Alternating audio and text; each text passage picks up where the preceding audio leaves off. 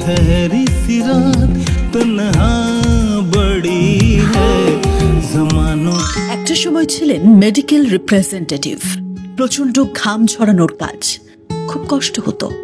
কে জানতো সেই ছেলেটাই আজ টলিউডের একের পর এক ধারাবাহিকের নায়ক হবেন, বঙ্গনারীদের রাস হবেন।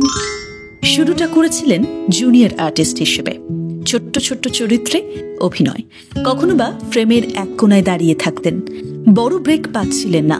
হঠাৎ করেই মনে ভয় কাজ করতে শুরু করে।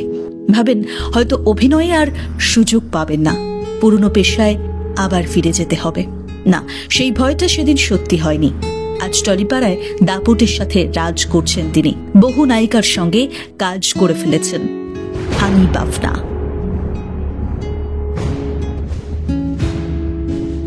প্রশ্ন তুলেছিলেন, একাধিক প্রেমে দোষ নেই, তাহলে দ্বিতীয় বিয়েতে আপত্তি কেন? বিয়ের প্রতি বেশ অ্যালার্জি। একাধিক সিরিয়ালের নায়ক, কিন্তু বড় পর্দা থেকে বড্ড দূরে। কেন? সিরিয়ালের প্রতি এত ভালোবাসার কারণটা কি? নাকি অন্য কোনো সিক্রেট? অভিনেতার বয়স কত হলো আন্দাজ আছে? জনপ্রিয়তা, অর্থ সবই তো পেয়েছেন, কিন্তু সিঙ্গেল কেন? অভিনেতার নাকি বিয়ের বয়স পেরিয়ে যাচ্ছে। বাঙালি নয়, অথচ কিভাবেই বা এত সাবলীল বাংলা বলতে পারেন? আজকের ভিডিও জুড়ে থাকছে হানি বাফনার জীবনের কিছু সিক্রেট। অভিনয় জীবনের স্ট্রাগলের শুরুর কথা থেকে বর্তমান সময়। হানি বাফনা আপনার প্রিয় অভিনেতা হয়ে থাকলে ভিডিওটা নিশ্চয়ই আপনি স্কিপ করবেন না, শেষ পর্যন্ত সঙ্গে থাকুন। হানি বাফনা টলিপাড়ার বেশ পরিচিত মুখ।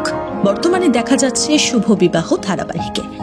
অভিনেতা আসলে অবাঙালি, কিন্তু কথাবার্তা শুনে কি সেটা বুঝতে পারার উপায় আছে নাকি? একেবারে না।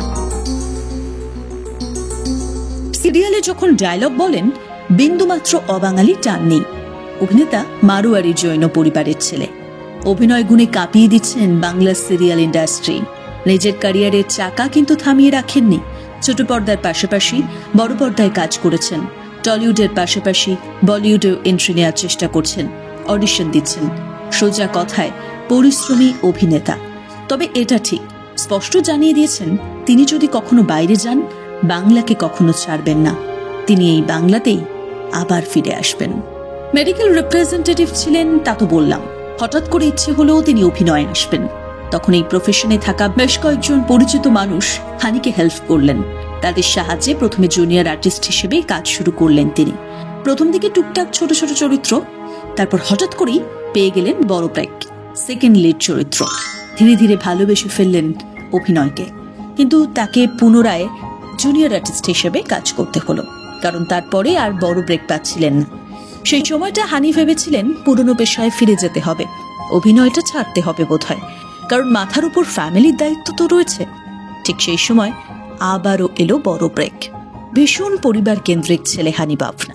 সবাই একসঙ্গে থাকেন, কিন্তু সিরিয়ালের অভিনয় মানে জানেন তো, টানা 14-15 ঘন্টার ডিউটি। সকালে তাড়াহুড়ো করে শুটিংয়ে বেরিয়ে আসেন, আবার সেই রাত্রে ফেরেন। বাবা মায়ের সঙ্গে কোনো দিন ভালো করে কথা পর্যন্ত হয় না। তবে বাবা ছেলের অভিনয় দেখে ফোনে টেক্সট করে বলেন, তোর অভিনয় দেখলাম, সিনটা দারুণ হয়েছে।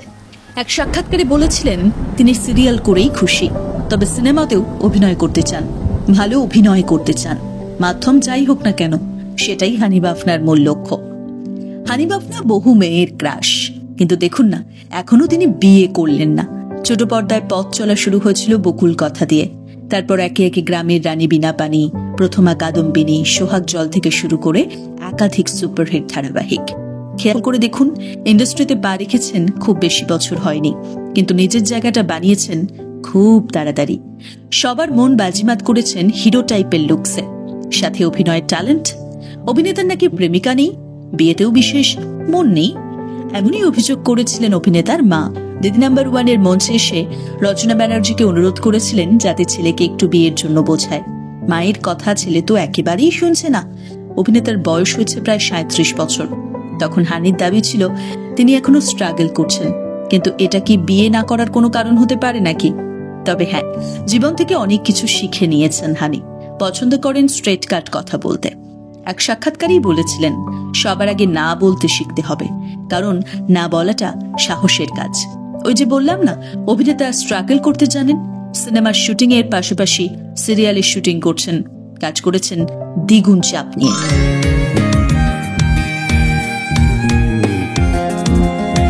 হানির জন্ম কলকাতায়, বসবাস কলকাতাতেই, বড় হওয়া কিন্তু কলকাতায়। স্টুডিও পাড়ায় জন্ম হলেও স্টুডিওতেই এসেছেন অনেক পরে। তাই তো বলেন জীবনেও তিনি কলকাতা ছেড়ে যাবেন না কোথাও। এক পুরনো সাক্ষাৎকারে বলেছেন জীবনে হয়তো অনেক কাজ করবেন, হয়তো অনেক বড় বড় কাজ করবেন, কাজের জন্য হয়তো তাকে বাইরে যেতে হবে, মুম্বাই যেতে হতে পারে, সেটা বিদেশেও যেতে হতে পারে, কিন্তু অন্য কোথাও থাকার ইচ্ছে একেবারে নেই। যাদের সঙ্গে তিনি বড় হয়েছেন, যারা তার আপনজন, তাদের তো আর সেখানে পাবেন না। বড় কাজের জন্য বাইরে গেলে নাম পাবেন, অর্থ পাবেন, কিন্তু মনের শান্তি পাবেন না। দিন শেষে হানি তার বাবা মাকে দেখতে চান, সুযোগ পেলে বন্ধু বান্ধবদের সঙ্গে আড্ডা দিতে চান। কলকাতাকে বড্ড ভালোবাসেন। ছোটবেলা থেকেই এই শহরে বেড়ে উঠেছেন। রোজকার খাওয়ার জন্য কলকাতা ছাড়া আর কোনো জায়গার কথা ভাবতেই পারেন না। তবে হ্যাঁ, জ্যামে আটকে গেলে একটু খারাপ লাগে।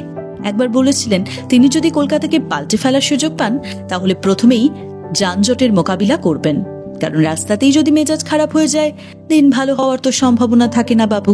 হানিফ আপনা ব্যাক টু ব্যাক ধারাবাহিকে কাজ করেছেন ঠিকই, কিন্তু বকুল কথা ধারাবাহিকের সেই ঋষিকে এখনো কেউ ভুলতে পারেননি। এখানেই তো অভিনেতার সার্থকতা। মনে করেন অভিনেতাদের শোনার ক্ষমতা থাকা উচিত। সারাক্ষণ বকবক করলেই অভিনেতা হওয়া যায় না। যত বেশি দেখবেন, যত বেশি শুনবেন, তত বেশি তিনি অভিনয় ফুটিয়ে তুলতে পারবেন।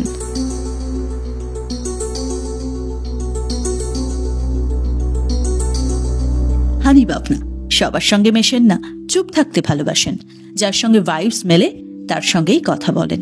তাছাড়া কম কথা বলা মানে তো দুর্ব্যবহার করা নয়। একবার কি হয়েছিল জানেন? অভিনেতা মুর্শিদাবাদ গিয়েছিলেন দিদার বাড়ি, বাড়ির পাশের ক্লাব। সেখানে শুধুমাত্র তাকে দেখার জন্য প্রায় 300-400 লোক জমে গিয়েছিল। এটা কিন্তু প্রায় 7 বছর আগের ঘটনা। তারপর ওখান থেকে বেরিয়ে যখন অভিনেতা গাড়িতে উঠতে যাবেন, তখনই 20-21 বছর বয়সী একটি মেয়ে সাইকেলে করে যাচ্ছিলেন। হঠাৎ হানিকে দেখে সাইকেল থেকে নেমে পাগলের মতো দৌড়ে এসে জড়িয়ে ধরেন অভিনেতাকে। মেয়েটি বললেন, আমি বিশ্বাস করতে পারছি না আপনি আমার সামনে। তখন ওই মেয়েটিকে অভিনেতা বলেছিলেন, আমি আপনার মতোই রক্ত মাংসের মানুষ, এরকম করবেন না। টেলিভিশনে কাজ করি বলে এরকম মনে হচ্ছে, না হলে আমি কিন্তু আপনার মতোই। সেদিন ওই মেয়েটির মুখে অভিনেতা যে হাসি দেখেছিলেন সেটাই ছিল অভিনেতার প্রাপ্তি। তবে এটা ঠিক, অভিনেতার অসংখ্য মহিলা ক্রাশ হলেও তিনি অবিবাহিত। এখনো মনের মানুষ খুঁজেই পাননি বোধ হয়। হানিফ আপনা ভীষণ ভালোবাসেন কাজকে। কাজ পাগল মানুষ বলতে পারেন। তার কাছে বেস্ট চরিত্র বলে কিচ্ছু নেই। যে চরিত্রে অভিনয় করবেন সেই চরিত্রটাই তার কাছে বেস্ট। মা বাবা বোনের ভালো লাগার জন্য পুজো করেন। এই তো গেল হানিফ আপনার জীবনের গল্প। একটু একটু জানালাম আপনাদেরকে। রেডিও শেষে আপনাদের জন্য একটা প্রশ্ন রাখতে পারি কি? বলতে পারবেন শুভ বিবাহ ধারাবাহিকে হানিফ আপনার চরিত্রের নাম কি? ঝটফট লিখে ফেলুন কমেন্ট বক্সে। আর হানিফ আপনার উদ্দেশ্যে আপনি কি বলতে চান সেটাও 2-1 লাইন লিখেই জানান না কমেন্ট বক্সে। পৌঁছে যাক আপনার বার্তা হানিফ আপনার কাছে। দেখতে থাকুন বিনোদন 365। এভাবেই সাবস্ক্রাইব, শেয়ার, লাইক করে পাশে থাকুন আমাদের।